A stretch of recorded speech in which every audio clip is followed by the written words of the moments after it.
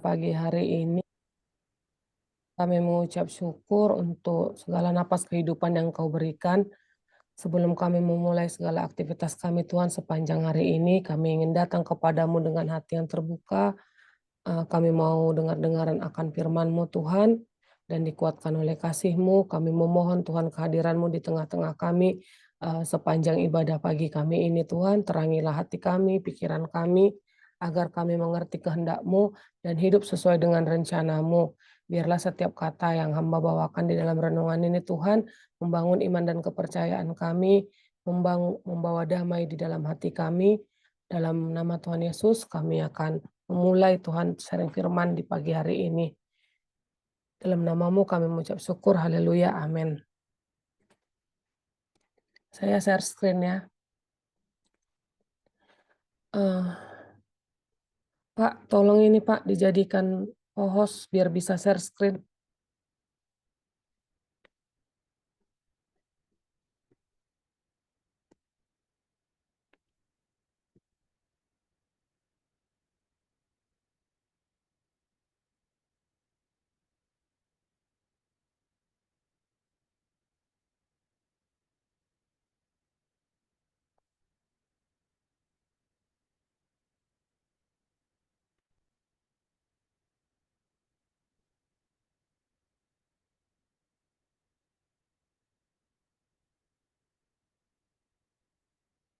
Baiklah, selamat pagi Bapak Ibu. Kembali lagi kita bersatu di dalam ruangan Zoom ini untuk saat teduh pagi kita. Di sini kita mengambil tema dinamika kehidupan orang percaya dalam melanjutkan karya Kristus. Nah, jadi kita membahas pentingnya iman di dalam kehidupan sehari-hari serta perannya dalam hubungan sosial kita dengan sesama. Nah, kita lihat sendiri bahwasanya iman itu adalah sebagai dasar bagi keputusan dan tindakan setiap individu. Dalam situasi sulit, iman memberikan kekuatan dan ketenangan. Iman juga memandu pengembangan karakter dan etika di dalam kehidupan sehari-hari. Dapat kita lihat di dalam Roma 14 ayat 23, firman Tuhan berkata,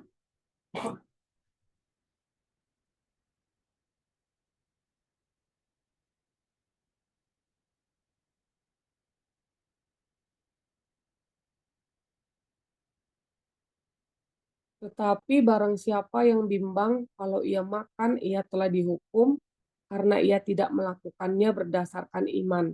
Dan segala sesuatu yang tidak berdasarkan iman adalah dosa. Begitu juga di Ibrani 11 ayat 1. Ibrani 11 ayat 1.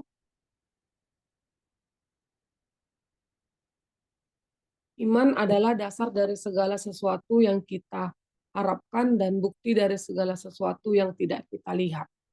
Jadi di sini kita sebagai orang percaya, kita bertindak berdasarkan iman. Ya, iman kita kepada Tuhan Yesus Kristus yang memampukan kita untuk melakukan segala yang Tuhan mau di dalam kehidupan kita, walaupun terkadang itu bertentangan ya dengan keinginan kita. Tapi kita senantiasa menundukkan diri untuk taat kepada panggilan kita masing-masing di dalam karya Kristus, terutama untuk memperlebar kerajaan Tuhan ya. Jadi peran iman di dalam hubungan sosial artinya kita juga harus terlibat di dalam hubungan-hubungan sosial dengan sesama untuk memperlihatkan peran kita sebagai surat terbuka. Jadi iman itu sendiri dapat membentuk cara individu berinteraksi dengan orang lain. Melalui iman, seseorang dapat menunjukkan nilai-nilai kasih, pengertian, dan pengampunan yang sangat penting dalam membangun hubungan sosial yang sehat dan harmonis. Nah, maka sangat diperlukan buah-buah roh di sini dalam kita melakukan atau berinteraksi di dalam hubungan sosial. Sebagaimana firman Tuhan di Galatia 5 ayat 12,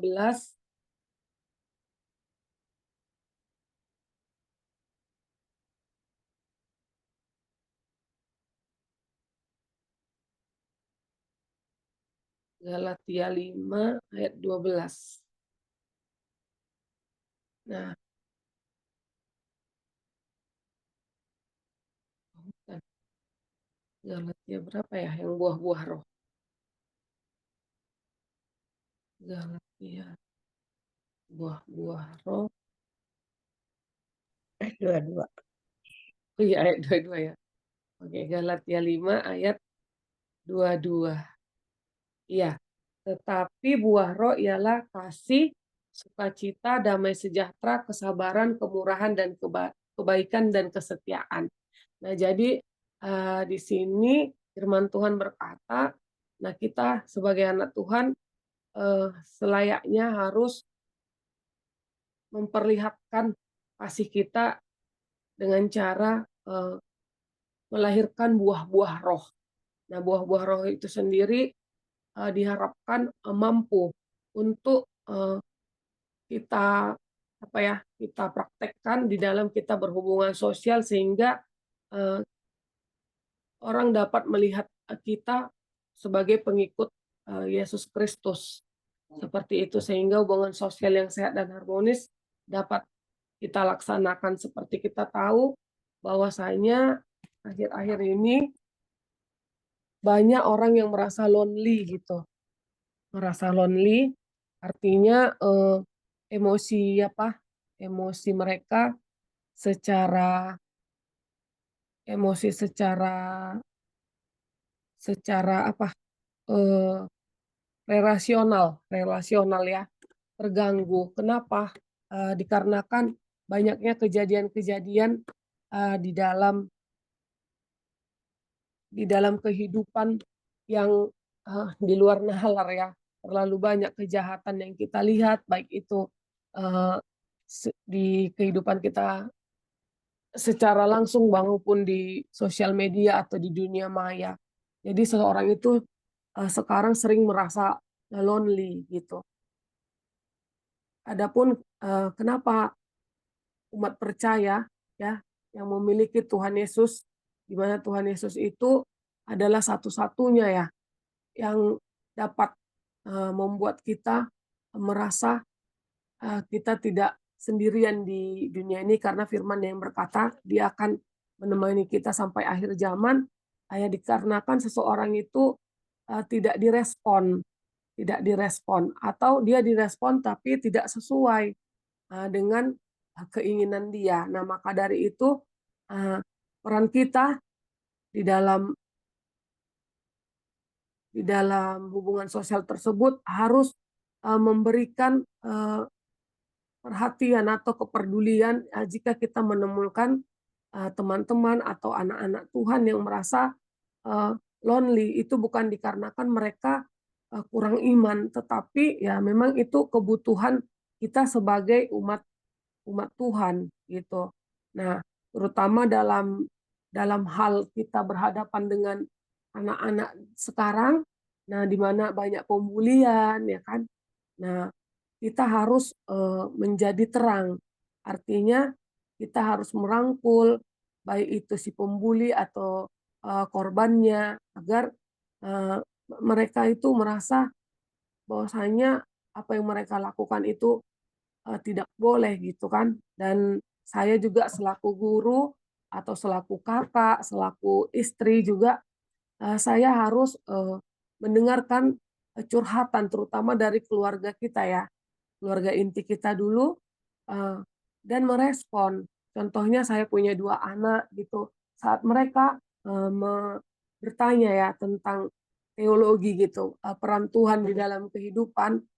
Nah, yang mana saat mereka sekolah minggu atau saat gereja mungkin mereka ada pertanyaan yang muncul tentang Tuhan itu sendiri, tetapi tidak diberikan sesi tanya jawab gitu kan, maka dia akan membawa pertanyaan itu ke rumah dan kita selaku orang tua harus bisa menjelaskan kepada mereka bahwasanya Tuhan itu adalah sumber kasih, Tuhan itu adalah Sang Pencipta, kenapa kita diciptakan, mereka harus tahu tujuannya seperti itu dan apa yang harus mereka lakukan selaku mereka anak Tuhan. Nah, Jadi disitulah nanti emosi relasional itu terbentuk ya saat mereka merasa direspon sesuai dengan firman Tuhan tentunya. Maka dari itu diperlukan bagi setiap anak Tuhan untuk membaca, merenungkan firman Tuhan itu sendiri dan memiliki komunitas yang sehat baik di dunia maya ataupun di dalam kehidupan hubungan sosial kita di sekitar kita atau di lingkungan tempat kita berdomisili sekarang, seperti itu. Nah, selanjutnya keterikatan iman dan tindakan. Nah, keterikatan antara iman dan tindakan sangat penting dalam kehidupan orang percaya.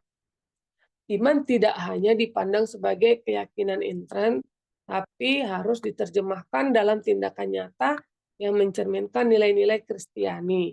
Dalam konteks ini, tindakan yang diambil oleh individu berdasarkan iman mereka dapat menjadi saksi bagi orang lain tentang kekuatan dan kebaikan Tuhan. Nah, inilah yang dinamakan kita menjadi surat terbuka bagi semua orang.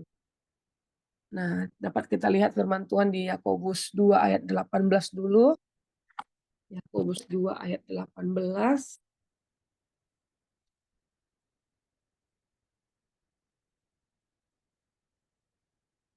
Firman Tuhan berkata, tetapi mungkin ada orang berkata, padamu ada iman dan padaku ada perbuatan.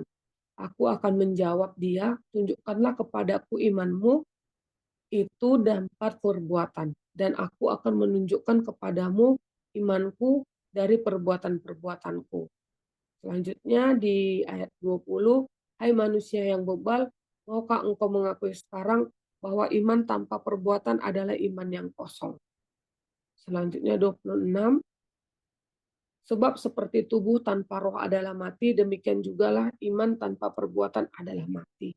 Nah, maka di sini jika kita mengaku kita beriman kepada Tuhan Yesus, nah kita juga harus berbuat atau meneladani seperti apa yang dilakukan Tuhan Yesus. Nah, setidaknya kita melakukan seperti saat Tuhan Yesus menjadi manusia seutuhnya atau 100%. Bukan berarti anak Tuhan nggak boleh marah. Saya rasa sah-sah saja anak Tuhan untuk marah dengan situasi yang memang layak untuk kita mengekspresikan emosional kita tadi. Contohnya apabila kita melihat ketidaksesuaian atau pelanggaran-pelanggaran, contohnya seperti saya seorang guru, maka jangan ada pembiaran saat misalnya terjadi eh, pembulian atau pelanggaran tata tertib, contohnya siswa yang datang terlambat ke sekolah. Nah, itu kita boleh marah dengan kasih. Seperti itu. Artinya kita harus yang pertama ya memberikan teladan dan juga kita harus menegur dengan kasih tadi. Seperti itu. Jadi kita harus berbuat untuk menyatakan iman kita tersebut sehingga terjadi harmonisasi antara iman dan tindakan kita. Nah, karya Kristus dapat kita lihat mencakup pengorbanan dan ajaran yang memberikan makna hidup bagi umat manusia. Karya ini tidak terbatas pada saat penyalibannya saja, tetapi meliputi seluruh perjalanan hidup Kristus yang menunjukkan cinta dan kasih kepada sesama. Memahami karya Kristus ini membantu orang percaya menginternalisasi nilai-nilai yang diajarkan, seperti kerendahan hati, pelayanan, dan pengorbanan. Jadi kita selaku anak Tuhan, maka kita pastinya kita melakukan pelayanan yang kita mulai dari keluarga, dari lingkungan pekerjaan, lingkungan pertemanan, dan bahkan saat kita melakukan pelayanan itu, kita juga memberikan pengorbanan-pengorbanan dalam bentuk waktu, bisa jadi tenaga, bahkan mungkin secara finansial atau keuangan saat itu dibutuhkan dan saat kita mampu melakukannya. Perwujudan karya Kristus di lingkungan sekitar atau lingkungan sosial kita dapat kita lakukan melalui berbagai bentuk pelayanan kepada sesama. Hal ini bisa berupa tindakan kasih kepada yang membutuhkan, pengajaran nilai-nilai moral dalam komunitas, serta menjadi sosok teladan yang mencerminkan karakter Kristus. Dengan demikian, orang percaya dapat membawa pengaruh positif dalam kehidupan masyarakat dan menjadikan karya Kristus relevan di zaman ini. Jadi itu sendiri, apa ya, maksud saya di sini, ya yang saya alami pribadilah, saat saya tidak memiliki apa, kesesuaian atau lingkungan yang satu circle gitu kan, satu circle dalam artian, di sini banyak mayoritasnya, eee, teman-teman saya masih saudara sepupu kita gitu, ya kita harus bisa gitu memberikan perbedaan. Isu yang terjadi kan pluralisme ya, pluralisme itu artinya menyamakan segala sesuatunya tentang ketuhanan. Jadi kita harus memiliki karakter yang lebih spesifik lagi bahwasanya menunjukkan kita selayaknya, eee, pengikut Kristus, seperti itu. Terutama, mereka akan melihat dalam perbuatan kita yang mencerminkan kasih Tuhan. Tentu saja saat kita memberikan pelayanan kepada sesama kita, kita berusaha memberikan, eee, keterangan atau, melakukan firman Tuhan itu sendiri tanpa harus, eee, memperkatakan firman itu. Artinya kita melakukannya lewat tindakan kita, sehingga mereka tahu bahwasanya apa yang kita lakukan itu bersumber daripada pembacaan kita sehari-hari terhadap, firman Tuhan, seperti itu. Dan untuk itu semua kita ada mempelajari ya, untuk cara-cara kita, mengadakan pendekatan dengan sesama kita, untuk meyakinkan kepada mereka bahwasanya, eee, Tuhan Yesus itulah yang berdaulat atas kehidupan kita, sehingga akhir-akhir ini, eee, kita dapat menjadikan orang-orang yang lonely itu merasa memiliki, komunitas dan juga, eee, kita memberikan mereka pengharapan seperti itu. Dan juga kita selalu berusaha untuk, mendoakan ya, terutama ini yang paling penting, mendoakan mereka tanpa harus mereka ketahui atau di balik layar, seperti itu. Dan saat nanti, kita bersukacita, maka teman-teman di sekitar kita akan merasakan damai sejahtera atau sukacita yang kita bawakan, eee, dengan perkataan-perkataan mereka sendiri, kesaksian mereka bahwasanya ya mereka merindukan kehadiran kita saat misalnya kita, tidak bersama mereka di dalam beberapa hari, seperti itu. Nah, itu yang saya rasakan, saat teman-teman saya memberi kesaksian, dengan menanyakan kemana aja gitu kan, berarti mereka peduli gitu atau mereka menginginkan kehadiran kita di tengah-tengah mereka. Nah, seperti itu. Jadi dampak spiritual dan sosial dari karya Kristus itu sendiri tidak hanya dirasakan secara spiritual, tetapi juga secara sosial. Nah, itu yang saya sampaikan tadi. Eee, jadi di sini secara spiritual orang percaya mendapatkan pengharapan dan tujuan hidup yang jelas. Secara sosial, karya Kristus menginspirasi gerakan-gerakan kebaikan yang berfokus pada keadilan sosial, pengentasan kemiskinan, dan pemeliharaan lingkungan. Ini menunjukkan bahwa iman dan karya Kristus memiliki dampak luas yang mempengaruhi berbagai aspek kehidupan. Nah, di sini maksudnya kita tidak membeda-bedakan ya, dengan siapa kita bergaul, tetapi tentu saja pergaulan yang buruk merusak kebiasaan yang baik. Nah, maka kita meminta hikmat daripada Tuhan, bagaimana kita harus, bertindak terhadap, komunitas tertentu. Nah, juga kita di sini dapat, berperan dalam pengentasan kemiskinan, tentunya dengan memberikan edukasi tidak hanya, seputar apa, pendidikan formal, tapi dapat dilakukan juga, dengan kita mengadakan pendidikan-pendidikan informal. Contohnya ya mungkin, eee, dengan menjawab setiap kebutuhan mereka di dalam mereka ingin tahu tentang, pendidikan apa atau ilmu-ilmu apa yang dibutuhkan saat ini, untuk tidak tertinggal gitu. Dikarenakan sekarang banyak sekali kita mendapatkan ilmu pengetahuan jika kita mau searching, di dunia dunia sosial atau, internet ya berselancar seperti itu. Nah, sehingga didapatkan pemeliharaan lingkungan yang dipenuhi dengan damai sejahtera dan sukacita itu dimulai dari kita sendiri selaku anak Tuhan atau pengikut Kristus. Jadi kesimpulannya di sini, kehidupan orang percaya itu tidak terpisahkan dari iman dan karya Kristus. Dengan memahami pentingnya iman dan menerapkannya dalam tindakan nyata, individu dapat menjadi agen perubahan yang mempengaruhi lingkungan sekitar dengan cara yang positif. Nah, saya tutup dengan kesaksian saya ya.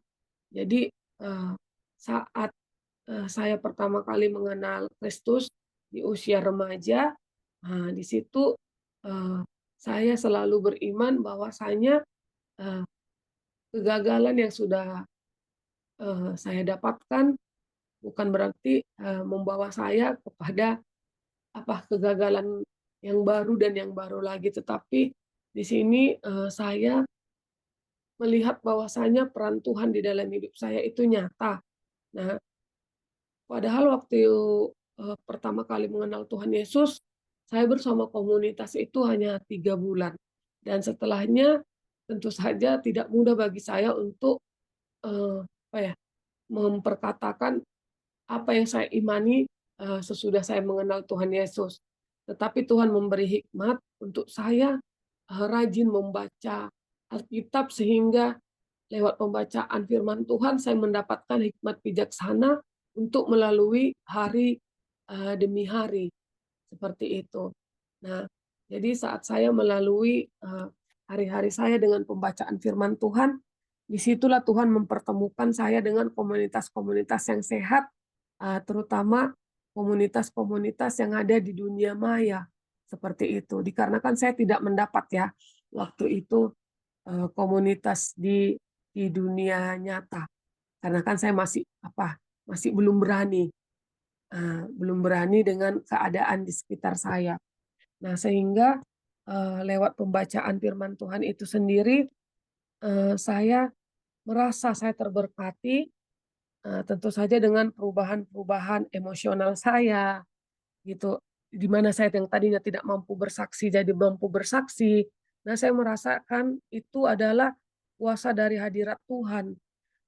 Sehingga saya lama-kelamaan mampu memperkatakan iman saya dan memiliki komunitas di dunia nyata juga. Nah, saya mulai masuk ke gereja seperti itu dan saya mulai bersaksi lewat kesaksian di altar atau kesaksian pada saat saya melakukan kegiatan saya di lingkungan pekerjaan, sehingga eh, teman-teman yang mendengarnya, baik yang dari teman-teman kita dan sepupu, merasa, oh ini ada perubahan seperti itu. Dan puji Tuhan sampai saat ini saya masih belajar untuk melakukan firman Tuhan itu sendiri. Karena di saat saya merasa saya belum sempurna, maka di situ Tuhan akan menyempurnakan. Artinya Tuhan tidak memilih orang yang sempurna, tetapi Tuhan menyempurnakan orang yang dipilihnya. Maka dari itu saya menghimbau kepada kita semua untuk senantiasa care dan peduli atas dinamika-dinamika yang terjadi kepada anak-anak Tuhan yang saat ini mungkin mereka belum mendapatkan komunitas. Nah, terutama yang kita kenal di dunia maya ya, karena yang di dunia maya ini sendiri kita tahu terbatas ya. Nah, seperti itu. Jadi demikianlah firman Tuhan pada pagi hari ini. Semoga kita semua yang mendengarnya terberkati. Saya kembalikan kepada host Pak Raples, silakan Pak. Halo Pak Raples. Iya, iya baik. Makasih Ibu Dina. Tutup dulu dalam doa. Mari kita bersatu dalam doa. Tuhan Yesus, pada pagi hari ini kami sudah sharing akan firman-Mu Bapa.